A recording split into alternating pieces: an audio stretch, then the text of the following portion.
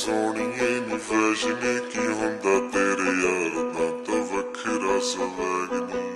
ਉਹ ਕਾਲਾ ਕੁੜਤਾ ਪਜਾਮਾ 350 ਯਾਮਾ ਸਰਦਾਰੀ ਵਾਲਾ ਚੁੱਕਿਆ ਵਲੈਗ ਨੀ। ਉਹ ਚੁੱਟੀ ਯਾਰਾਂ ਦੀ ਕੈਮ ਸਾਰੀ ਕੱਢਦੀ ਏ ਵੈਮ ਪੰਗਾ ਲੈ ਕੀ ਗੁੱਚੀ ਰਮਾਨੀ ਪਿੱਛੇ ਰੋਲਦੀ ਜਵਾਨੀ ਚੈੱਕ ਕਰਦੀ ਬਰੈਂਡਾਂ ਵਾਲੇ ਟੈਗ ਨੀ। ਅੱਜ ਦੱਸਾਂ ਤੈਨੂੰ ਸੋਹਣੀਏ ਨੀ ਫੈਸ਼ਨ ਕੀ ਹੁੰਦਾ ਤੇਰੇ ਯਾਰ ਦਾ ਤਾਂ ਵੱਖਰਾ ਸਵੈਗ ਨੀ।